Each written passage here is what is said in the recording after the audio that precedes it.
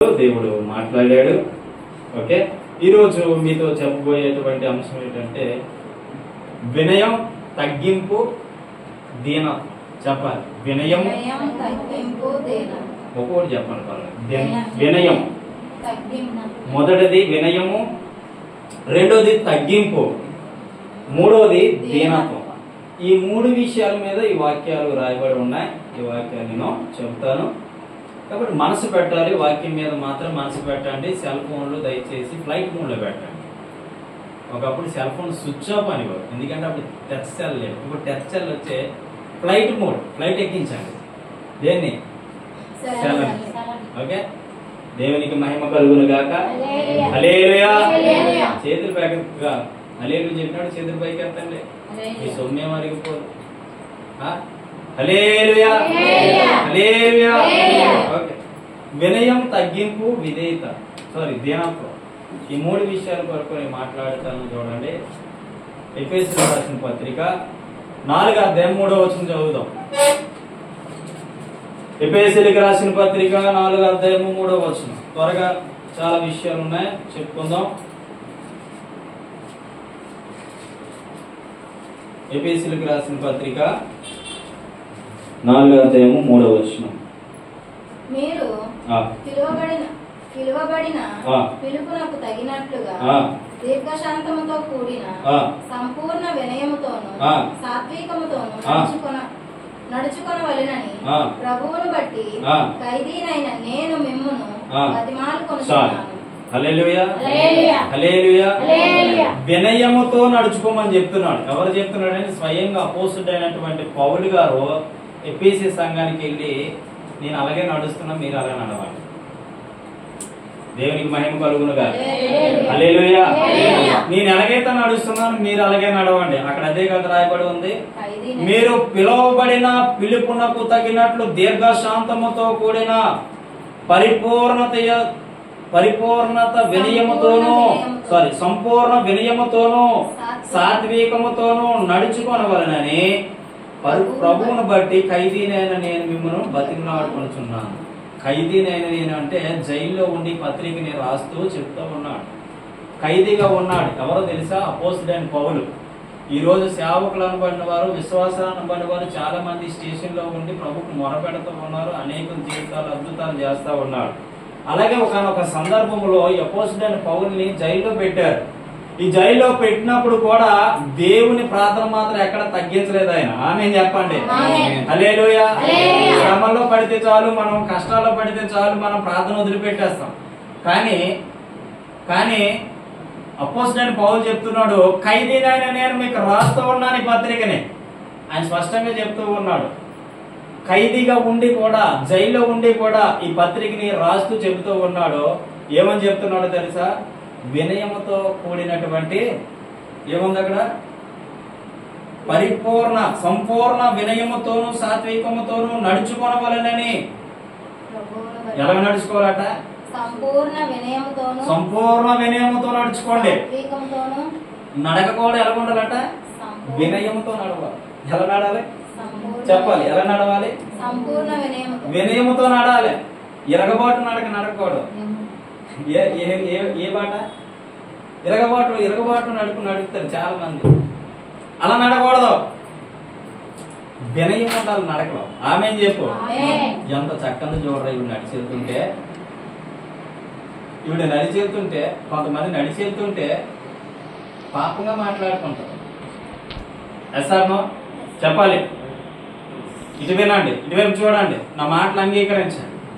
ఇవి నా మాటలు కాదు, దేవుడి మీతో మాట్లాడుతూ ఉన్నాడు. ఆమేన్ చెప్పండి ఒకసారి. ఆమేన్ చెప్పండి. ఆమేన్ చెప్పండి. పైకి ఎత్తండి చేతులు. హల్లెలూయా. ఎలా నడవాలి? నడవడిక వినయముతో నడుచుకోవాలి. నువ్వు నడుస్తూ ఉంటే ఎంత వినయంగా నడుస్తుంది ఈవిడ. పక్కోడు చెప్పాలి. నడకలో కూడా ఏం చేస్తారు? వినయాన్ని చూస్తారు. గుర్తుపెట్టుకో. నడవడికలో కూడా వినయం ఉండాలి, తగ్గింపు ఉండాలి, వినయం కలిగి నడుచుకోవాలి. అప్పుడు నీ జీవితము చూసి అవతల వ్యక్తి మారే అవకాశం ఉంటుంది. ఆమేన్ చెప్పండి. హల్లెలూయా.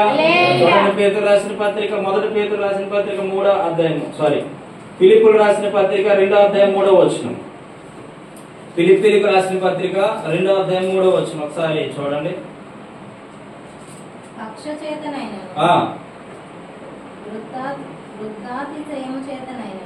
ఫిలిప్పీలకు రాసిన పత్రిక 2వ అధ్యాయం 3వ వచనము, కక్ష చేతనైనను వృధాతిశయము చేతనైనను ఏమియు చేయక వినయమైన మనస్సు గలవారై ఒకరినొకడు తనకంటే యోగ్యుడని ఎంచుకొనుచు. ఏం చెప్తున్నాడు? తనకంటే యోగ్యుడని ఎంచుచు. కానీ మనం ఏం చేస్తాం తెలుసా? అవతల లోపాలు చూస్తుంటాం. ఏం చేస్తాం? గుర్తుపెట్టుకో, మనుషుడికి ఉన్నటువంటి లక్షణం దేవుడికి ఉన్న లక్షణం వేరు వేరు. మనుషుడు ఏం చేస్తాడు? నీ గాలి అంతా తీసేయడానికి చూస్తాడు, నీ గాలి అంతా తీసి పారేయడానికి చూస్తాడు. దేవుడు అలా కాదు, నిన్ను విశ్వాసం అనేటువంటి గాలితో నిన్ను నింపుతాడు. ఆమేన్. హల్లెలూయా. తక్కువ అంచనా వేయకూడదు. నీ ఎదుట ఎవరైనా ఉన్నారనుకో, వాడి వాలకం చూసి వాడి యొక్క భిక్షగాడని లేదంటే వాడి యొక్క అందబెట్టాలని చూసి ఎప్పుడు కూడా తక్కువ అంచనా వేయదు. మనిషిని తక్కువ అంచనా వేయదు. అక్కడ చెప్తున్నాడు చూడండి, ఫిలిప్పీలకు రాసిన పత్రిక 2వ అధ్యాయం 3వ వచనంలో ఏమంటున్నాడంటే, కక్ష చేతనైనను, కక్ష కాని వృధాతిశయము చేతనైనను ఏమియో చేయక వినయమైన మనసు గలవారే ఒకరినొకడు తనకంటే యోగ్యుడని ఎంచుకోవాలి. నాకంటే గొప్పడని ఎంచాలి, తక్కువగా ఎంచకూడదు ఎప్పుడు కూడా. అడిగేం తెలుసా? అవునా? అడిగేం తెలుసా? నా దగ్గర నేర్చుకున్నాడు. నాకు కూడా అనేవారు చాలా మంది ఏమన్నారు అంటే, ఆయన దగ్గరే నేర్చుకున్నావు, ఆయన దగ్గరే తరిపీచి పొందావు, ఇప్పుడు ఆయనకే ఎదురు తిరుగుతున్నావు అని చెప్పారు. నేను ఎక్కడ ఎదురు తిరిగా? ఒక సంఘాన్ని దేవుడు నాకు పిలిచి ఇచ్చింది ఎదురు తిరగడానికి. నేను ఎప్పుడు కూడా నా దాసు నా ఆత్మీయత అంటే ఏమనుకుంటున్నానంటే, ఆయన నాకంటే గొప్పడు, నాకంటే గొప్ప స్థాయిలో ఉండాలి. ఆమేన్ చెప్పండి. అంతే తప్ప ఎప్పుడూ కూడా చిన్న స్థాయిగా ఉండాలైనా చిన్నగా ఉండాలని ఎప్పుడు ఆలోచించను. ఆయన ఎలాగో ఉన్నాడో నా పట్ల తెలియదుగా, నేను మాత్రం ఒకే ప్రేమ కలుగు ఇప్పటికీ వెళ్తుంటాను. నేను తెలుసా మీకు, మొన్న వాళ్ళ పాప డెలివరీ అయితే నాకు చెప్పలేదు, హాస్పిటల్కి వెళ్ళాను. ఫస్ట్ ఈరోజు ఇక్కడ ప్రార్థన శుక్రవారం అక్కడికి వెళ్ళి ఇక్కడ వచ్చాను. వాళ్ళు నన్ను పిలవలేదు, మరి ఏమనుకున్నారో నాకు తెలియదు. కానీ నా భార్య నేను కలిసి వెళ్ళి చూసి వచ్చాను. వాళ్ళు నన్ను పిలవకపోయినా, వాడు నా శత్రువైనా, నెవర్ యోగ్యుడు. హల్లెలూయా. ఆయనకున్న అభిషేకాన్ని బట్టి నేను గౌరవిస్తున్నా, ఆయనలో ఉన్నటువంటి ఎనాయింటింగ్ బట్టి నేను గౌరవిస్తున్నా. దావీదు సౌలు కంటే బలవంతుడు, సౌలు కంటే జ్ఞానవంతుడు, సౌలు కంటే గొప్ప జ్ఞాని. కానీ సౌలుని దావీదు ఏమంటాడో తెలుసు ఒక సందర్భంలో, నేను ఆయన చూసి భయపడలేదు కానీ ఆయన పొందుకున్న అభిషేకాన్ని భయపడుతూ ఉన్నా. ఆమేన్ చెప్పండి. హల్లెలూయా. అభిషేకం అంటే ఏదో నూనె రాత్రి వచ్చేసేది కాదు, అవునా? లేదంటే డబ్బుతో కొనేది కాదు. అభిషేకం ఉంటే నువ్వు తరతరాలకి కొన్ని కోట్ల ఆస్తినితో ఉన్నట్టే. ఆమేన్ చెప్పండి. అభిషేకము డబ్బుతో కొలవలేనిది, ధనముతో కొలవలేనిది, బంగారంతో కొలవలేనిది. అభిషేకాన్ని అంత పవర్ ఉంది. ఎక్కడుకుంటున్నావు? దావీదు అంటున్నాడు, జ్ఞానవంతుడు తెలివైనోడే. కానీ సౌలు అంటున్నాడు, నేను తన మీద చెయ్యి కూడా వేయను. కానీ సౌలు ఏం చేశాడో తెలుసా? సౌలు పలుమార్లు దావీదుని చంపుదాం అనుకున్నాడు, పలుమార్లు తన ఇంటికి భోజనం పిలిచి మరి చంపుదాం అనుకున్నాడు. కానీ దావీదు ఎంచుకున్నాడో తెలుసా? నాకంటే యోగ్యుడైన, హల్లెలూయా, నీకుందా? నా సేవకుడు లేదా నా యొక్క భర్త లేదా నా కుటుంబంలో ఉన్న పెద్ద నాకంటే యోగ్యుడు అని ఏ రోజైనా ఎంచుకున్నావా? నీవు ఎంచుకున్నావా? ఎంచుకుంటే ఏది రాదట? కక్ష రాదు. అక్కడ గుర్తుపెట్టుకో, కక్ష వస్తుంది అంటే ఏంటో కారణం తెలుసా? నీలో ఏం లేదు అని ఆడికేం తెలుసు ఏమంటారా? ఆడికేం తెలుసా? నీ వాక్యం తెలుసు. నాకు ఒక రోజు వాక్యం బోధిస్తా ఉన్నాను మా చర్చలో, విశ్వాసగా ఉంటే 200 మంది కూర్చున్నారు. సందర్భాన్ని బట్టి నేను ఏమాటని చెప్తాను, గుర్తుపెట్టుకోండి. 200 మంది ఉంటే నేను ఛత్తీస్గఢ్ వెళ్ళొచ్చాను. అప్పటికి అక్కడ జరిగిన ఒక అద్భుతమైన కార్యాలన్నీ చెప్తూ ఉన్నాను, వివరిస్తూ ఉన్నాను. సడన్ గా నా దగ్గరికి మా ఆత్మీయ తండ్రి వచ్చి అన్నాడు, ఏమన్నాడు తెలుసా, 200 మందిలో నువ్వు నిలబడ్డా అన్నాడు. నీకేం తెలిసిన వాక్యం బోధిస్తున్నావు అని అడిగాడు. నేనేమన్నా, మరి నీకేం తెలుసు? వాక్యం తెలుసా, పాట పాడడం తెలుసా, నడిపింపు తెలుసా, ప్రార్థన తెలుసా? ఏమీ తెలియని మూర్ఖుడే నువ్వు, నీకేమి తెలీదు, నీకేం తెలుసా మాట్లాడుతున్నావు ఇక్కడ అన్నాడు. ఏమీ అనలేదు, మౌనంగా ఉండిపోయాను. ఇప్పుడు ఎక్కడ ఎవరినైనా అన్నాను అనుకో, నీకేం తెలుసు దేవుడి గురించి? నీకు దేవుడి గురించి ఏం తెలుసాయా? అసలు దేవుడు అంటే తెలుసా నీకు? నేను ఏమన్నా మాట్లాడితే మొహం పెట్టేసుకుంటాను. నేను ఎలా గసిరి మాట్లాడాను అనుకో, ఇంకెలా పెట్టేసుకుంటారు. 200 మందిలో నిలబెట్టి, ఇక్కడ 10 మంది ఉన్నాం, అక్కడ 200 మందిని నిలబెట్టి అడిగాడు. దాదాపు చాలా మంది సేవకులు ఉన్నారు. ఏమనలేదు, సరే నాదే తప్పు కదా అని చెప్పి ఆ ప్రార్థన అయిపోగానే వెళ్ళిపోయాను. 3 రోజులు భోజనం చేయకుండా ఉండిపోయాను. ఎందుకు అన్నాడు ఆ మాట నాకు? నేను ఆయన ఏం అడగలేదు, చేయలేదు, నిజం చెప్పాను. నేను యోగ్యుడ, ఆయన నాకంటే యోగ్యుడని ఎంచుకున్నాను కాబట్టి. ఆమేన్ చెప్పండి. హల్లెలూయా, హల్లెలూయా, హల్లెలూయా. నీ ఆత్మీయ నాయకుడు నిన్ను గసిరాడంటే నీ మేలు కొరకే. గుర్తుపెట్టు. నీ ఆత్మీయ నాయకుడు నిన్ను ఒకవేళగానే ఏదైనా అనుకోకుండా కొన్ని నీ మీద నిందలేసినట్టు మాట్లాడాడంటే నీ మంచి కొరకే. గుర్తుపెట్టుకో, నీ మేలు కొరకది. నువ్వు ఎదుగుతూ ఉండాలి, అలాగే తొక్కుకుంటూ ముందుకు వెళ్ళిపోవాలి. ఆమేన్ చెప్పు. అప్పుడు నన్ను పడుతుంది. ఇక్కడ ఎవరు ఉందండి ఈ రోజుల్లో? నన్ను గసిస్తాడా? ఈ మాత్రం కాదు ఇంకో మందిరానికి, ఈ సేవడు కాకపోతే ఇంకో సేవకుడు దగ్గరికి ఈయనే చెప్తాడు ఏంటి బోధ. ఎలాంటి వాళ్ళు ఎంతమంది ఉన్నారో ఎవరికి నష్టం, ఎవరికి నష్టం. నేను దేవుని పిలుపు మేరకు ఇదే స్థలానికి వచ్చినటువంటి ఆయన ప్రతినిధిని. హల్లెలూయా. భయపడేది లేదు. ఎందుకో చెప్పమంటారా? సంఘం నాది కాదు. సంఘం కొరకు తన స్వరక్తాన్ని ఇచ్చి కొనుక్కున్నాడు సంఘాన్ని. కాబట్టి నేను భయపడను. భయమే లేదు, దిగులే లేదు. సంఘం పోతాను, ఊడిపోతాను, భయపడను. ఎందుకో తెలుసా? నేను కరెక్ట్ లేకపోతే నేను భయపడాలి. ఆమేన్ చెప్పండి. హల్లెలూయా. నేను అనుకున్నా నువ్వు యోగ్యమైన వాడివి, కానీ 3 రోజులు అన్నం తినడం మానేశాను. ఆ రోజు దేవుడు నాకు ఆలోచించాడు, ఒకసారి అడుగు, ఎందుకేం మంచిది. ఆ యొక్క మనసులో ఉన్నటువంటి వేదన పోతగా అడుగు అంటే అడిగాను. ఆయన నవ్వుతూ అన్నాడు, నీకోసమైనా ఎందుకు అనుకున్నావు అన్నాడు అన్నమాట. అదేంటయ్యా అన్నమాట, అదేంటయ్యా నన్ను నిలబెట్టావుగా, నన్ను నిలబెట్టి నా పేరు తీసి మాట్లాడేవుగా, అందుకే 10 మందిలో అంటే ఏ ఇబ్బంది లేదు. ఇప్పుడు నన్ను ఒక్కడిని పిలిచే కారణాలు లోపం ఏమైనా ఉంటే చెప్పొచ్చుగా, అదేంటి అలాగనిస్తావు అన్నాడు. అదే ఎందుకు పద్దాక నువ్వు గింజుకుపోతున్నావు అని అడిగాడు. ఎందుకు అలా గింజుకుంటున్నావు నీవు అన్నాను. నీ మంచి కొరకు అనుకో అన్నాడు అన్నమాట. మంచి కొరక, సరే. ఇంకా ట్రాఫిక్ పైకి ఎత్తలేదు నేను, సరే అని చెప్పాను. అన్న తర్వాత నా తర్వాత కొంతమంది, నేను అక్కడ పరిచయం చేసిన కొంతమంది అడిగారు అన్న, మీరందరూ ఎందుకు అడుగుతున్నారు నన్ను? దేవుని దాసుడికి హెచ్చరిస్తాను, దేవుని దాసుడిగా వారి మీద కోపడతాను, దేవుని దాసుడిగా వారి మీద అనే హక్కు అధికారం నాకు ఉంది. వాళ్ళ కుటుంబాలు సరిచేయాలంటే కొన్నిసార్లు మాట ఎలా ఉంటుందంటే కొట్టవలసిన పరిస్థితి ఏర్పడుతుంది.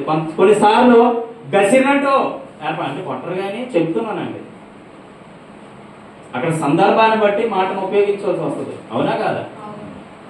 ఇంకా ఆ మాటకి నేనేం అనలేను. కానీ నేను ప్రార్థన చేశాను, ప్రభువా నాలో ఏదైనా తప్పుంది చూపించాను. అప్పుడు ఆ రాత్రి దేవుడు నాతో మాట్లాడేసరికి నా హృదయంలో భారం అంతా దిగిపోయింది. ఆమేన్ చెప్పండి. హల్లెలూయా, హల్లెలూయా. ఆయన ఒక్కొక్క వ్యక్తి మాటలు విని నా మీద ఆ విధంగా ఫైర్ అయ్యాడని చెప్పి దేవుడు నాకు స్పష్టంగా చూపించాడు.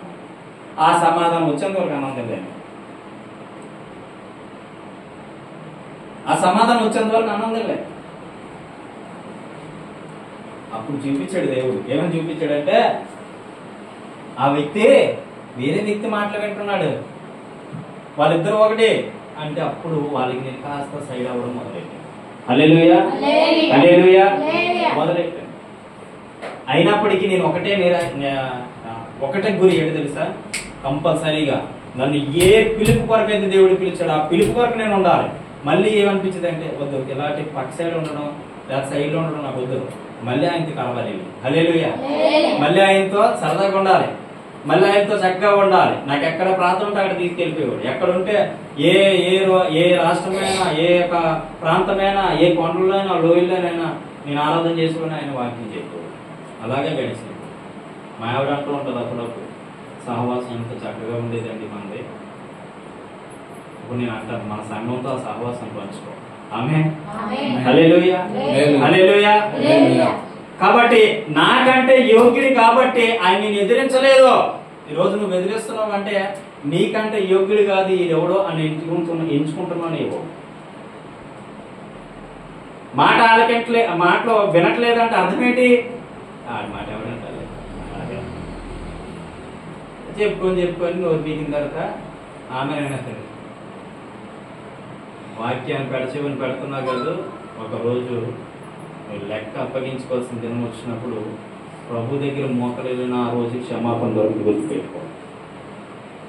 ఒకరోజు ఈ మాటలను నువ్వు తృణీకరించుకొని ఈ మాటలను విడిచిపెట్టేసి ఉన్నావు, చూస్తున్నావు, మందిరంలో కూర్చున్నావు, ఉన్నా అంటే ఒక రోజు నీకు లెక్క అప్పగించుకోవాల్సిన పరిస్థితి వస్తుంది. ఆ రోజు ప్రభు అడుగుతాడు, ఏమైంది ఆ రోజు? ఎందుకంత అశ్రద్ధ నీకు? ఎందుకంత గర్వం నీకు? ఎందుకంత అనాలోచన నీకు అని ప్రభు ఒక ఆలోచన అడిగింది. బిడ్డ ఏం చెప్తావు? ఖచ్చితంగా అడుగుతాడు. ప్రతి దానికి నువ్వు చిన్నప్పటి నుంచి నువ్వు చనిపోయేంత వరకు నీ యొక్క లిస్ట్ అంతా ఒక తెర మీద బొమ్మ వేసిలా చూపిస్తాడు. అర్థమవుతుందా? గుర్తుపెట్టుకో. దేవునికి మహిమ కలుగును గాక. హల్లెలూయా. నాకన్నా యోగ్యుడైన వాడిగా ఎంచుకోవాలి నువ్వు ఎప్పుడు కూడా. మీరు కూడా నువ్వు గొప్పదాన్ని అని ఎంచుకోవాలి. ఆ మనసు ఉండాలండి, మంచి మనసు. అది చిన్నోడిగా తక్కువడిగా కూడా అంచనా వేయద్దు. రాత్రి అదిగా చెప్పాను, మిమ్మల్ని మీరు తక్కువ అంచనా వేసుకోవద్దు. ఓకే, ఇంకా చూద్దాం. చూడండి సామెతల గ్రంథం 22వ అధ్యాయము 4వ వచనం. సామెతల గ్రంథము 22వ అధ్యాయము 4వ వచనం. యెహోవా యందు భయభక్తులు కలిగి ఉండుట వినయమునకు ప్రతిఫలము, ఐశ్వర్యమును ఘనతయు జీవమును దాని వలన కలుగును. హల్లెలూయా హల్లెలూయా హల్లెలూయా. యెహోవా యందు భయభక్తులు కలిగి ఉండుట వలన వినయమునకు ప్రతిఫలము. దేనికట? వినయమునకు ప్రతిఫలం. వినయమునకు ప్రతిఫలము. భయభక్తులు కలిగి ఉంటేనంట వినయమునకు ఏమట? ప్రతిఫలాన్ని తీసుకొస్తుందట. ఆమేన్ చెప్పండి, ఆమేన్ చెప్పండి. హల్లెలూయా. వినయము చాలా అవసరమైనటువంటి, చాలా ఇంపార్టెంట్ అయిన విషయం ఇది. వినయం కలిగి ఉండు, వినయం కలిగి నడుచుకో, వినయం కలిగి జీవించు, వినయం కలిగి మాట్లాడుట్లో కూడా చాలా మంది సేవకులతో మాట్లాడడం కూడా ఏమంటారు తెలుసా? ఏడండి అది చెప్పండి, అది చెప్పండి అంటే అరుచుకున్నట్టు గసురుకున్నట్టు మాట్లాడితే సేవకులో ఉండేది బయట లోపస్తులు అన్నటువంటి వాళ్ళ, లేకపోతే ఇంట్లో వాళ్ళ, ఈదుల వాళ్ళు అనుకుంటున్నాం. మా సేవకుని చూసి పోసేసుకోండి, నిజం చెప్తున్నాను. అడుగు నా భార్య, ఆయన ఎప్పుడు కూడా కుర్చీలో కూర్చోవలసింది, నేను ఎప్పుడు కింద కూర్చోవలసింది. 10 సంవత్సరాల పరిచర్యలో అని అనేవాడు. దాన్ని నా కూర్చో అనేవాడు. అస్సలు సమస్య లేదు, ఆయన ముందునే కూర్చుండేవాడిని అంతే. కానీ ఆయనకి చదువు లేదు. నేను కాలేజీకి వెళ్తే ఆయన కొన్ని నేనే రాసేవాడిని తెలుసా. నేను రాసేవాడిని అండి. ఆయన కోర్స్ అంతా నేను రాసేవాడిని చాలాసార్లు. వాళ్ళ అబ్బాయి కొంత రాసేవాడు. ఆయనకి చెప్పేవాడిని ఇలాగా ఇది ఎప్పుడు అన్నయ్య, కాల్ అన్నయ్య అంతే. పాస్టర్ గారు అన్న జీవితంలో తెలియదు, కానీ అన్నయ్య అన్న అన్న అన్న అన్న. ప్రతిదీ కూడా చాలా వరకు ఆయన దగ్గర నేను నేర్చుకున్నాను, నా దగ్గర కూడా నేర్చుకోవాల్సిన ఆయన నేర్చుకున్నాడు. గొప్ప నేను గొప్ప నేను చెప్పట్లేదు, కానీ వినయం ఉండాలి, సంస్కారం. ఆయన ఎప్పుడూ కూడా ఏడు చెప్పేవాడు అంటే మీరు చక్కని భక్తులు ఎదగాలి, మీరు చక్కని భక్తిలో జీవించాలి. నేను మిమ్మల్ని అదే కోరుకుంటున్నాను. మోసుకుపోయేది ఏమీ ఉండదు. భయభక్తులు కలిగి ఉండండి, వినయానికి ప్రతిఫలం వస్తుంది. ఆమేన్ చెప్పండి. హల్లెలూయా, హల్లెలూయా. ఇప్పుడు ఎదిరించేవాడిని కాదండి, ఇప్పుడు ఎదిరించే వాళ్ళు పుట్టుకొస్తున్నారు. లోబడే మనసు ఎక్కడుంది మనకి? తగ్గింపు స్వభావం ఎక్కడుంది మనకి? లోబడే మనసు ఉంది అసలు? యాక్చువల్లీ మనలో మనం ప్రశ్నించుకుంటాం, లోబడే మనసు ఉందా? ఎందుకు గాయాలి? నేను నాలో ఏం తప్పు ఉందని గాయాలి? ఇప్పుడు చెల్లిగా అన్నాను, ఏమన్నా అన్నాను, ఏదో పొరపాటు ఉందో తల్లి ఒప్పుకో అన్నాను. అది ఆవిడికి మంచి అనుకుంటే మంచిగా తీసుకొని, చెడు అనుకుంటే నేనేమి చేయలేను. దేవుడు ఏం చెప్పాడో తెలుసా?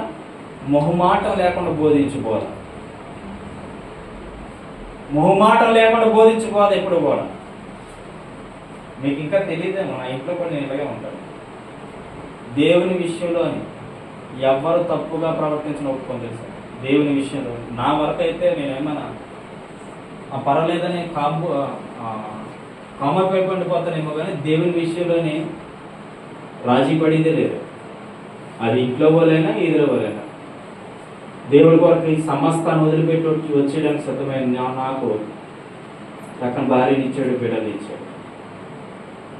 నేను మోకాలు ఏమంటే మోకాలు వేయగలరు అంటే నేనేదో గర్వంతో చెప్పట్లేదు. దేవుని విషయంలో రోషంగా ఉంటానని చెప్పుకోవాలి. బయట వేరు, ఈ బలిపీఠం దిగిపోతే వేరు. అప్పుడు మీతో నేను ఎంత సరదాగా ఉంటానో మీకు కూడా తెలుసు. కానీ ఒకే విధంగా ఎప్పుడు ఉన్నానంటే గుర్తుపెట్టు. ఎందుకో తెలుసా? వినయము చాలా ఆశీర్వాదాన్ని తీసుకొస్తుంది. ఆమేన్ చెప్పండి. హల్లెలూయా, హల్లెలూయా. వినయం ఉంటే లోబడితే ఆటోమేటిక్ వస్తుందండి. ఏం మోసుకుపోదామని లోబడట్లే. మొన్న ఒక ఇంటికి వెళ్ళి అక్కడ చెప్తున్నాను, మీకు చదువు ఉంది పర్వాలే, ఉన్నాడు అనుకుంటా తమ్ముడు.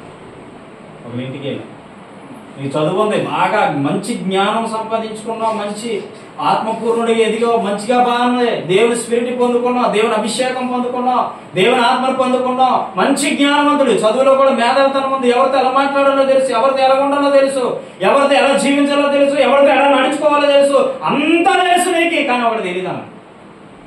ఏంటి అన్నాడు? ఎంతున్నా హోలీ స్పిరిట్ లేకపోతే వెలుగుడివే. హల్లెలూయా, హల్లెలూయా. ఎంతున్నా అంతే. లేదు, నేను ఏసైతో ఉంటున్నా, ఏసై బైబిల్ చదువుతున్నా, ఏసై పాట పాడుతున్నా, ఏసై మాటలు చదువుతున్నా, ఏసై వాక్యాలు వింటున్నా, వెంటనే కాదు ఆయన ఆచరణలోకి రావాలేవో. అంతే, ఏసై ఆచరణలోకి రావాలేవో. ఆచరణ ఏంటి? ఏంటిది? ఆయన ఏమన్నా ఆ రోజు అన్నం తినొద్దు, ఈ రోజు నీసు తినొద్దు అని ఏం చెప్పలే. ఆచరణ అంటే ఏంటంటే ఏదైతే వాక్యం ఉన్నదో అదే పాటించమని చెప్తా ఉన్నాం. ఆమేన్ చెప్పండి. హల్లెలూయా, హల్లెలూయా. ఎబ్రీ పత్రిక తీయండి ఒకసారి. ఎబ్రీ పత్రిక, ఎబ్రీలకు రాసిన పత్రిక 12వ అధ్యాయం 28వ వచనం ఒకసారి చదవండి. ఎబ్రీలకు రాసిన పత్రిక 12వ అధ్యాయము 28 వచనం. అందువలన మనము నిశ్చలమైన రాజ్యమును పొంది దైవ కృప కలిగి ఉందుము. ఆ కృప కలిగి వినయ భయభక్తులతో దేవునికి ప్రీతికరమైన సేవ చేయుదుము. హల్లెలూయా. ఏ కరమైన ప్రీతి అంటే ప్రేమకరమైనటువంటి ప్రీతి అనగా అర్థం ఏంటి తెలుసా? ప్రేమ. అర్థమవుతుందా? హిందీలోని ప్రేమను ఏమంటారు? ప్యార్. మా కన్నడకు వచ్చేసరికి ప్రీతి అంటారు. తెలుసా మీకు? కన్నడకు వచ్చేసరికి ప్రీతి అంటే ప్రేమ అని అర్థం. అన్ని భాషలు ఇందులో లెక్కింపబడి ఉన్నాయి, గుర్తుపెట్టుకో. హిందీలో వర్డ్స్ కూడా ఇందులో ఉన్నాయి, గుర్తుపెట్టుకో. తెలుగులో వర్డ్స్ కూడా ఉన్నాయి, హీబ్రూలో రాసిన వర్డ్స్ ఉన్నాయి. ప్రపంచంలో ఎన్ని భాషలు ఉన్నాయి, అన్ని భాషలు కూడా బైబిల్లో లిఖిత పూర్వకంగా రాయబడి ఉన్నది. అందుకే ప్రపంచంలో నెంబర్ 1 గ్రంథం ఇది. చెప్పండి కూడా దగ్గరగా. హల్లెలూయా, హల్లెలూయా. చేతులు నొప్పెడుతున్నట్టు ఉన్నాయి. మధ్యాహ్నం భోజనం ఉందండి, ఇబ్బంది. చేతులు ఏం నొప్పెడుతున్నాయా? దేవునికి మహిమ కలుగునుగాక. హల్లెలూయా. ఏమని రాయబడి ఉందంటే ఎబ్రీ పత్రిక 12వ అధ్యాయము 28వ వచనంలో, అందువలన మనము నిశ్చలమైన రాజ్యమును పొంది దైవ కృప కలిగి ఉందుము. ఆ కృప కలిగి వినయ భయభక్తులతో దేవునికి ప్రీతికరమైన సేవ చేయదుము. ఏ సేవ చేయాలట? దేవుడు ప్రేమించిన సేవ చేయాలి. ఆమేన్ చెప్పు. హల్లెలూయా. దేవుడు వద్దని సేవ కాదు, దేవుడు వద్దని సేవ కాదు. ఒక ఆయన సేవ చేయడానికి వెళ్ళాడట. సేవ చేయడానికి వెళ్తే ఏవో కష్టాల మీద కష్టాలు, బాధల మీద బాధలు, సమస్యల మీద సమస్యలు, ఇబ్బందుల మీద ఇబ్బందులు వస్తూ ఉన్నాయంట. వస్తా ఉంటే అప్పుడు ఆయన అంటున్నాడు, ప్రభుతో ప్రార్థన చేసి, ప్రభువా నువ్వు పంపిస్తే వచ్చానయ్యా ఇక్కడికి, నువ్వు వెళ్ళమంటే కదయ్యా ఇక్కడికి వచ్చాను, మరి ఏంటి ఇన్ని కష్టాలు, ఇన్ని బాధలు, ఇన్ని శోధనలు, ఇన్ని వేదనలు అంటే, అప్పుడు యేసు ప్రభు మాట్లాడుతూ అంటున్నాడట, ఎవరు రమ్మన్నాను నేను ఇక్కడికి, ఎవరు రమ్మన్నాడు ఇక్కడికి నేను అంటే, అదేంటి ప్రభు నువ్వే కదా రమ్మన్నావు అంటే, నేను వెళ్ళమని ఇది వేరే గ్రామం, నువ్వు వెళ్ళేది వేరే గ్రామం, నువ్వు అక్కడికి వెళ్ళు, నీకు జయమైపోతున్నాను. హల్లెలూయా, హల్లెలూయా, హల్లెలూయా. కొంతమంది ఎక్కడికి వెళ్ళాలో తెలియదు, ఏం చేయాలో తెలియదు, ఏ విధంగా నడవాలో తెలియదు. నీ అడుగు జాడలు ప్రభుతో వేస్తే ప్రభు ఏదో ఒక రోజు బయలుపరుస్తాడు. నీ బండికి హనుమంతం, మీ అమ్మని, అమ్మ సాయికి హనుమంతండి బండి, నిన్ను హనుమంతం, అమ్మ కొనే అమ్మా కొనే అమ్మా ఏ కొనేస్తావా, దానికి ఒక టైం ఉంటుంది, దానికి ఒక రోజు ఉంటుంది, దానికి ఒక సందర్భం ఉంటుంది, దానికి ఒక టయాన్ని ఆల్రెడీ ఆయన లిఖిత పరిచి ఉంచాడు, గుర్తుపెట్టుకో. హల్లెలూయా. ఆ సమయంలో నువ్వు వద్దనుకున్నా కావాలని బండి. ఆమేన్. హల్లెలూయా, హల్లెలూయా. అలాగే ప్రతి ఒక్క క్రైస్తవుడి జీవితంలో ఏంటి నా పరిస్థితి, ఏంటి దేవుడు చెప్పాడు నేను వెళ్ళాను అయినా సరే ఏమి కనపడలేదంటే, ఒకవేళ దేవుడు మార్చే ఉపయోగం ఉంది. అక్కడ నుంచి వేరే దగ్గరికి షిఫ్ట్ చేయడానికి దేవుడు చూస్తున్నాడేమో. ఆ గ్రామం కాకపోతే ఇంకో గ్రామం కూడా చూస్తున్నాడేమో. ఒక టైం వస్తుంది, ఒక డేట్ వస్తుంది, ఒక రోజు వస్తుంది, వేచి ఉండాలి అప్పుడు దాకా. అంతేగాని విశ్వాసంలో కోల్పోయి ఏం నా బ్రతుకు, దేవుడే కదా మాట్లాడింది, మళ్ళీ దేవుడి మీద ఉండాలి. ప్రీతికరమైన సేవ చేయి, దేవుడు ఇష్టపడిన సేవ చేయి, దేవుడు నచ్చిన సేవ చేయి, దేవుడికి నచ్చిన సేవ చేయో, అప్పుడు దేవుడు నేను చూస్తాడు. విశ్వాసిగా నీ జీవితం ఫెయిల్ అయితే సేవకుడిగా ఏమవుతావు? విశ్వాసిగా నువ్వు దేవుడి సేవలో నమ్మకం ఉండకపోతే, నాకు సేవ పిలుపు వచ్చిన తర్వాత ఆయనతోనే ఉన్నా, సేవ పిలుపు వచ్చినా సరే ఆయనతో ఉన్నా. ఎందుకో తెలుసా, నేను ఇంకా నేర్చుకోవాలి. ఆయన చదువు లేదు, నాకుంద చదువు. ఆయన జ్ఞానం లేకపోతే నాకుంద జ్ఞానం. అప్పటికే మంచి తెలివితేటలుగా మాట్లాడేవాడు.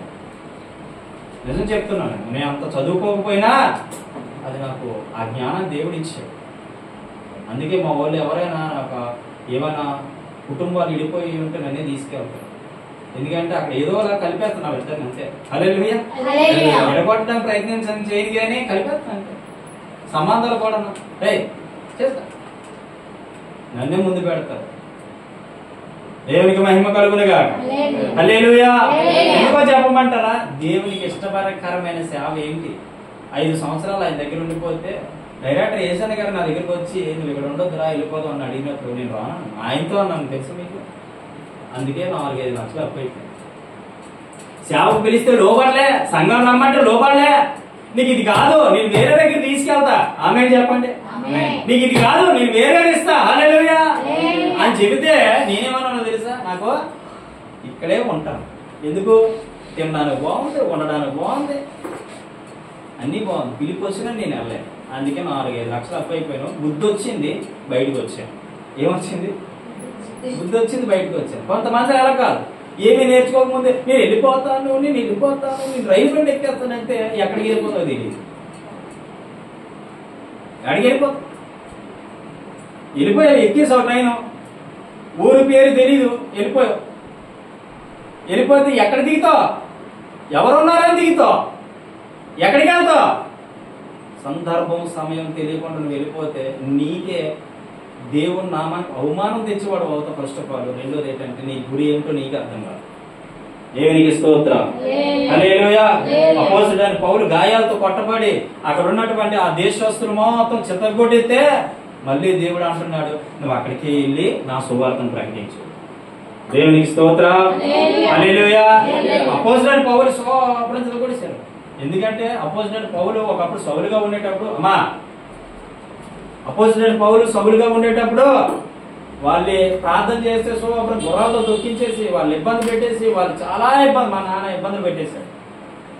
అందువల్లే అపోస్తలుడైన పౌలు ఆ సౌలుగా ఉండేటప్పుడు అంత దుర్మార్గ పనులు చేశాడు కాబట్టి వీడు బుద్ధి చెప్పాలని చెప్పి మళ్ళీ యేసుప్రభువుని ప్రకటిస్తుంటే వచ్చి కొట్టేస్తే అప్పుడు అంటాడు, ప్రభువా నేను నిజమైనటువంటి దేవుని పరిచయం చేస్తున్నాను కదా, నేను నిజమైనటువంటి ఆ ప్రభుని పరిచయం చేస్తున్నాను కదా, నాకు ఎవరి ద్వారా ఈ కళ్ళు వచ్చాయో ఆ పరిశుద్ధాత్మ దేవుని కదా నేను ప్రకటిస్తున్నాను. అయినప్పటికీ కూడా వీళ్ళు నన్ను ఏం చేస్తున్నారు, కొడుతున్నారు ప్రభు అంటే. కొడితే కొట్టిన గాయ అన్నాడు.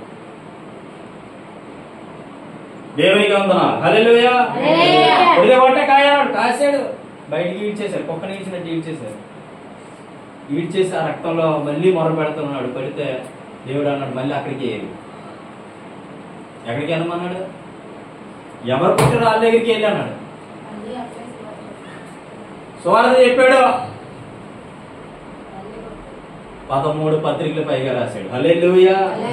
చాలా సంఘాలకి, కొరింథీ సంఘాలు, ఫిలిప్పీ సంఘాలు, తెస్సలోనికే సంఘాలు, ఎబ్రీ సంఘాలకి, చాలా సంఘాలకి తిరిగి అనేక మంది శిష్యులుగా మార్చాడు. దేవునికి మహిమ కలుగునుగా.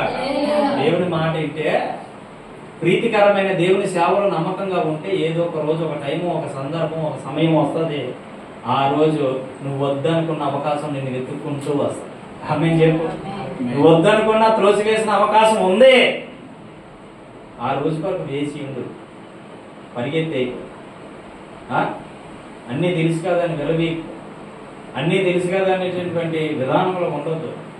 ఇలాగే ద్వారా తెలియజేస్తున్న ప్రియమైనటువంటి దేవుని బిడ్డ, 2 రోజులు బైబిల్ చదువుతారు, 3వ రోజు విశ్వాసంలో బలపడతారు, 4వ రోజు దేవుని ఆత్మ సంపాదించుకుంటారు, 5వ రోజు ఇంక చాలా బైబిల్ పోతారు, ఏం తెలియదు అవతల చదవబడితే బయటకు వచ్చారు. ఇది కాదు దేవుని భక్తి అంటే. హృదయ అంతరంగాల్లో ఆయన ఇమిడిపోవాలి. ఆమేన్ చెప్పు. హృదయ అంతరంగాల్లో ఆయన ఇమిడిపోవాలి. ఏ సందర్భంలో నీ మాట ఎలాగుండాలి, ఏ సందర్భంలో నీ జీవితం ఎలాగుండాలి, ఏ సందర్భంలో నీ వెలగ బ్రతకాలి, ఏ సందర్భంలో నీ వేరగా జీవించాలి, ఏ సందర్భంలో నీ యొక్క బ్రతుకి విధానం ఎలాగుండాలి, 10 మందికి చెప్పేటప్పుడు నీ బోధ ఎలాగుండాలి, నలుగురు ఉండేటప్పుడు ఎలా మాట్లాడాలి, అన్యులతో ఎలా మాట్లాడాలి, అన్ని అన్ని అన్ని సమస్తము ఏడు జడు ప్రభు నేర్పించే నిన్ను పరిచర్యకు పంపిస్తాడు. నేర్చుకోకుండా వీళ్ళ దగ్గర ఆగిపోయి వెళ్ళిపోయి అనుకోవాలి, అయిపోయినా సాగదు ముందుకి సేవ, ఆగిపోద్ది. వీళ్ళ దగ్గర ఆగిపోయి సేవ కాదు చేయడం. హల్లెలూయా. హల్లెలూయా. ఒక విజన్ కావాలి, ఒక ధైర్యం కావాలి, ఒక దమ్ము కావాలి. రానే యేసు రక్తంలో నేను చేస్తా అంతే. ఒక విజన్ పెట్టుకో, ఒక దర్శనం పెట్టుకో, ఒక గురి పెట్టుకో. నేను యేసయ్య కొరకు ఎందుకు వచ్చానో తెలుసు, అనేక ఆత్మల రక్షణ కొరకు నేను వచ్చాను, ఆయన కొరకు నేను బ్రతుకుతాను, ఆయన కొరకు నేను జీవిస్తానని నీ జీవితాన్ని త్యాగం చేసే విధంగా ఉండాలి. ఏది కావాలంటే అది మలుచుకో. శరీరాన్ని, మనస్సుని, హృదయాన్ని, నీ అవయవాన్ని నీ మాట నీ మాట వినేటట్టు విధంగా చేసుకో. అప్పుడు ప్రభు నీలో ఇమిడిపోతాడు. ఆమేన్. హల్లెలూయా. హల్లెలూయా. ఏంటంటే సేవ సేవ సేవ సేవ అంటే చావు అంటాడు కదా ఒక ఆయన. మొన్న అంటున్నాడు, అరే సువార్తలు అంటున్నారు, సేవ అంటే సావురా నాయన, సావే. దేవునికి మహిమ కలుగునుగాక. అది దేవుని స్పిరిట్ పొందుకున్న వారికి అద్భుతమైన అవకాశం. ఆమేన్. హల్లెలూయా. హల్లెలూయా. కాబట్టి ప్రీతికరమైన సేవ చేయాలి. ఒక 2 విషయాలు చెప్పి నేను ముగించేస్తాను. ఇప్పుడు దాకా మనం చెప్పుకున్న వినయముతో ఉండే భక్తి ఎలాగ ఉంటుందంటే, మనం కొన్ని విషయాలు చెప్పుకున్నాం. ఇప్పుడు ఒకవేళ వినయం లేకపోతే, వినయం కలిగి ఉంటే ప్రతిఫలం ఏంటి? వినయం లేకపోతే వచ్చే బాధలు సమస్యలు ఇప్పుడు చెప్పుకున్నాం. ఇప్పుడు వినయముతో ఉంటే ప్రతిఫలం అంటే చూడండి, వాక్యం ద్వారా చూపిస్తాను. యోబు గ్రంథం 22వ అధ్యాయము 29 ఒక మాట. 2 విషయాలు మాత్రం చెప్తాను, ముగించేస్తాను. యోబు గ్రంథము 29వ అధ్యాయము 22వ అధ్యాయం 29వ వచనం. నీవు పడద్రోయబడినప్పుడు నీదు చూచెదనందు వినయము గల వానిని ఆయన రక్షించును. చూడండి, వినయం ఉంటే దేవుడు రక్షిస్తాడు. నేను మొదట నీలో వినయంగా ఉంటే రక్షిస్తాడు దేవుడు నిన్ను తప్పక. వినయం అంటే దాని వెనకాల ఉంటే తగ్గింపు ఉంటది, దీనత్వం ఉంటది. దాని వెనకాల దీనత్వం ఉంటది, తగ్గింపు ఉంటది. నువ్వు వినయంగా ఉంటే నీకు మొదట వినయమే లేకపోతే తగ్గింపు ఉండదు, దీనత్వం ఉండదు. తగ్గింపు ఉండదు, దీనత్వం ఉండదు. మొక్కలేదు, తగ్గింపు ఉండదు, దీనత్వం ఉండదు. అక్కడ రాయబడి ఉన్న మాట 22వ అధ్యాయము 29వ వచనం మాట. నీవు పడద్రోయబడినప్పుడు మీదు చూచెదనందువు వినయము గల వారిని ఆయన రక్షించును. హల్లెలూయా. ఎవరిని రక్షిస్తాడట? వినయం అంటే దాని వెనకాల ఏమున్నాయి? తగ్గింపు, దీనత్వం. ఈ మూడు కలిసి ఒక్క దగ్గర ఉంటాయండి ఎప్పుడు కూడా. ఈ విడిపోయి కావు. ఏంటంటే వినయము, తగ్గింపు, దీనత్వం. ఈ విడిపోయి కాదు, ఒక మనిషిలో ఉండేవి. నీకు వినయం ఉందే ఆల్రెడీ తగ్గింపు ఉంటది, తగ్గింపు ఉందంటే ఆల్రెడీ దీనత్వం ఉంటది. ఈ మూడు కలిసి ఉండేయే. ఈ మూడింటి కోసం దేవుడు ఈరోజు మాట్లాడుతూ ఉన్నాడు. దేవుడు రక్షిస్తాడు నిన్ను. ఆమేన్ చెప్పు. హల్లెలూయా. రెండు చేతుల పైకి చెప్దామా? హల్లెలూయా. తగ్గింపు, తగ్గింపు, తగ్గింపు దేవుడిలో కావాల్సిందే. అందుకే దేవుడు అంటాడు, తను తాను తగ్గించుకున్నవాడు తను తాను హెచ్చించుకున్నవాడు. మరి తగ్గించుకోవాలా, హెచ్చించుకోవాలా? 10 మంది ఉంటే తగ్గింపు అనేది కొన్ని నిదర్శనం చెప్తాం. నేనంటే తగ్గింపుకి 10 మంది సేవకుల దగ్గర మాట్లాడుతున్నప్పుడు మీ సేవకుడికి ఏదో అంటుకుంది అనుకో, నేను ఏం చేసాను తెలుసా? నా జోబులో ఖర్చు తీసి ఆయన ఎలా తుడిచాను. ఆయనకి ఎలా తుడిస్తే ఆ పక్కన ఉన్నాడు అనేవారు, ఏందయ్యా మీ సేవకుడు అంత ప్రేమ మీకంటే దేవుడు వచ్చి మాకు నేర్పడు. నేను అన్ని నిజం చెప్తున్నా. దేవుడి దగ్గర గడిపేది వేరు, దేవుడి దగ్గర సమయం ఇచ్చేస్తాం కంపల్సరిగా. కానీ ఈ వాక్యంలో ఉన్న సత్యం ఎంత చదివినా దాంట్లో ఉన్న సత్యం మాకు బయలుపరచబడదు. నా దైవజనుడి ద్వారానే బయలుపరచబడాలి. కాబట్టి ఆయన అంటే అంత ఇష్టం మాకు. ఆమేన్ చెప్పు. హల్లెలూయా. అదే చెప్పేవాడు నేను, అంత ఇష్టం. ఆయనతో మాట్లాడడానికి కూడా వణికిపోయేది నా భార్య. ఇప్పటికీ కూడా ఆయనతో పెద్ద మాట్లాడు. నేను ఇంకా అన్నయ్య అన్నయ్య అని వెనకాల తిరుగుతాను, కానీ ఇప్పుడు వచ్చి ఆవిడ మాట్లాడతాను. కానీ వినయం అంటే లోబడేతనం ఎక్కడ కనపడుతుంది? ఎలాంటి దగ్గర కనపడదు. మన పౌలు చెప్పాను, ఆ కుర్చీ తుడుతుంటే అది ఎవరిచ్చిందంటే హోలీ స్పిరిట్ ఉంటేనే అలాంటివి చేస్తారు. తుడుస్తున్నాడు. చాలా ఆ పరిచర్యకి మేము పెద్ద అయిపోయాం. చెన్నై నుంచి కొంతమంది దైవజనులు వచ్చారు. చెన్నై నుంచి తర్వాత పుత్తూరు నుంచి కొంతమంది దైవజనులు వస్తే వారికంటే సప్లై చేసాము. భోజనం సప్లై కావచ్చు, వాళ్ళు చూసే విధానం కావచ్చు, వాళ్ళు ఫిదా అయిపోయి ఇప్పటికీ కూడా ఫోన్ చేసి అంటారు, మీ పరిచర్య దగ్గర మా పరిచర్య వృధా. ఎందుకో తెలుసా? పరిచర్య అంటే చేసేది కాదు, చేయించుకునేది కాదు, చేసేదే పరిచర్య. ఆమేన్ చెప్పు. హల్లెలూయా. మీ పరిచర్య చూసాము. ఇలాంటి లోబడితనం మేము ఎక్కడ చూడలేదు. ఇన్ని మందిరాలు తిరిగాం, ఇన్ని సేవలు చూసాం, ఎన్నో సంఘాలు చూసాం, కానీ ఇలాంటి లోబడేతనం మనుషులు ఎప్పుడు మేము చూడలేదు అని సాక్ష్యం ఇచ్చారు. వాళ్ళు ఎక్కడో ఉండి వచ్చిన వాళ్ళు, పుత్తూరు నుంచి, తర్వాత తమిళనాడు నుంచి వచ్చిన వాళ్ళు చెప్తున్నారు, ఇలాంటి వ్యక్తులు మేము ఎక్కడ చూడలేదు. ఇప్పటికీ కూడా నేను మీటింగ్ పెడుతున్నానంటే ఆయన ఎంతో ఆయన హెల్ప్ చేస్తాడు.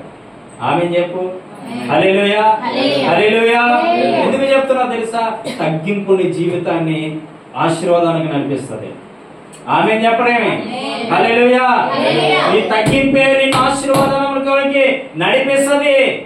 నీ తగ్గింపే నేను మంచి జీవితంలోకి నడిపిస్తుంది. నీ తగ్గింపే నేను మంచి గుణవంతుడిగా, బుద్ధివంతుడిగా, ఆరోగ్యవంతుడిగా, ఐశ్వర్యవంతుడిగా చేస్తుంది. నీ తగ్గింపే. తగ్గింపు, తగ్గించుకో. ప్రతి విషయంలో తగ్గించుకో. ప్రతి విషయంలో లోపడు. దేవుని మాటను జవదాడిపోయావా నిన్నెప్పుడు పట్టుకోలేడు. సాతాను కబంధ హస్తాలు నేను ఇలా బంధించాను. నువ్వు మామూలు కనబడతావు బయటకి అంతే. మేడి పండు చూడు, మేడిమై ఉండును, పొట్ట విప్పి చూడు, పురుగులు ఉండడం. పురుగు ఎలా దూరింది? అలా చిన్న అడిగి ఏడు చెప్తాం. టెంకలో పురుగు ఎలా దూరిందండి? బయటికి మనిషి బాగానే కనపడతావు. ఒక ఆయనకి ఎయిడ్స్ వ్యాధి వచ్చింది. ఎయిడ్స్ వ్యాధి వచ్చిందండి. ఈ మాట చెప్పి నేను ముగించాను. ఎయిడ్స్ వ్యాధి వస్తే అన్యులు, పక్క అన్యులు, మంచి విగ్రహారాధికులు వచ్చారు. వచ్చి ప్రార్థనలో కూర్చుండేవాడు. అందరికన్నా ముందు వచ్చేసాడు. రియల్ గా చెప్తున్నా, బైబిల్ పట్టుకుని బలిపెట్టిన మీద నిలబడి చెప్తున్నా. ఎయిడ్స్ వ్యాధి వస్తే ఆ వ్యాధిని తగ్గించుకోవాలనే ఆశతో దేవుని మందిరానికి వస్తూ పోతూ ఉండేవాడు. అలా కొన్ని సంవత్సరాలు వచ్చాడండి. ఎటు వెళ్ళిపోయిందో తెలియదు ఆ వ్యాధి. అద్భుతమైన రిజల్ట్ వచ్చింది. నార్మల్ రిపోర్ట్లు వచ్చాయి. ఆమేన్ చెప్పండి. హల్లెలూయా, హల్లెలూయా. వచ్చిన తర్వాత కొన్ని రోజులకి ఏరా బాబు మందిరానికి రాలేదంటే గడ్డంకి ఇగుతున్నాయి. ఆయన వాళ్ళ వృత్తి వాళ్ళు చేసుకుంటున్నారు. బార్బర్ ఆయన ఏమంటున్నాడు? గడ్డంకి ఈగుతున్నా లేట్ అయిపోయింది. ఒకటి తల కటింగ్ చేయడం వల్ల లేట్ అయిపోయింది. ఇక బ్యాండ్కి వెళ్ళడం వల్ల లేట్ అయిపోయింది. ఇలా సాకులు చెప్పుకొని వచ్చాడు. ఒక రోజు ఆయన మీద జాలి కలిగింది. నాకు ఏం కలిగింది? మందిరానికి రాని వాళ్ళ మీద ఏం కలుగుతుంది? కలిగి ఆ రోజు నైట్ దేవుడితో అడిగాను, ప్రభువా నీకు ఎంత అద్భుతమైన రిజల్ట్ ఇచ్చావు కదా, ఆయన ఎందుకు మరి మందిరానికి రాలేకపోతున్నాడు, ఎందుకు ఆయన అలాగే అదే స్థితిలో ఉండిపోయాడు అని అడిగితే దేవుడు నాకు చూపించాడు. ఆయన అంటే మనిషి బాగానే ఉన్నాడు కదా. మనిషి బాగానే ఉన్నాడు అంటే తెలుసా? కాళ్ళు దగ్గర నుంచి ఈ తలకాయ వరకు సంఖ్యలు చూసారా? పెద్ద షిప్పుల్లో సంఖ్యలు ఉంటాయి, పెద్ద లింకులు. వాటితో బంధింపబడి ఉన్నాడు. దేవుడు నాకు చూపించాడు. నేను అంటున్నాను ఆయన దగ్గరికి వెళ్ళి, ఓయ్ నాగేశ్వర, ఆయన పేరు నాగేశ్వర, బయటకు వచ్చేవయ్యా, ఆ చీకటి గదులు ఎందుకుంటావంటే నేను బయటికి రాను, నేను ఇక్కడే బాగుంది. నాకు ఏమంటున్నాడు? నాకు ఇక్కడే బాగుంది. నేను అన్నాను మరణానికి గురైపోతే అక్కడ ఉంటే వచ్చే బయటికి దర్శనంలో చెప్తున్నాను అన్నమాట. ఆయన ఆ దర్శనం ఉదయానికి వెళ్ళి ఆయనతో చెప్పాను, నాగేశ్వర నువ్వు చాలా జాగ్రత్తగా ఉండాలి, నీ మీదకి మరణం పొంచుకొని వస్తుంది. దేవుడు చెప్పాడు నాతో, నువ్వు మరణానికి గురైపోతావు నాగేశ్వర, వచ్చే దేవుడి మందిరానికి అంటే అప్పటి నుంచి కూడా ఒక్కసారి కూడా మందిరానికి రాలేదు. మొన్నే ఫోటో చూశాను, దండేసాను. మనం నా భార్య నేను వెళ్తుంటే దండేసి కనపడింది. మనిషి బాగానే ఉంటావు, తగ్గింపు లేకపోతే నేను సాతాను కూడా ఎలా పట్టుకుంటా తెలుసా? కాళ్ళతో సహా నువ్వు నడవలేని. చూడండి, కాలికి సంఖ్యలు లేదు గేదలు అంతేయా? అది పరిస్థితి వచ్చారు. ఆ పరిస్థితి ఎందుకు నువ్వు తెచ్చుకోవడం? దేవుని మాట విను, దేవుని మాట ప్రకారంగా జీవించు, దేవుని మాట ప్రకారంగా నడుచుకో, దేవుని మాట ప్రకారంగా నడువు. నీ జీవితము నువ్వు కట్టుకునేవాడు అవుతూ నీ బ్రతుక్కి నువ్వు ఒక అర్థంగా మారిపో, అర్థమైన వాడిగా మారు. హల్లెలూయా. అర్థమైతే ఉందా మీకు? కుటుంబాలు కట్టుకోండి, జీవితాలు కట్టుకోండి. యేసయ్య అంటే ఆషామాష దేవుడి కాదు. పైలం కొడుక పాపం చేయకురా, యేసయ్యను నమ్ముకొని మంచిగా బ్రతుకుమురా. పైలం కొడుక పాపం చేయకురా, యేసయ్యను నమ్ముకొని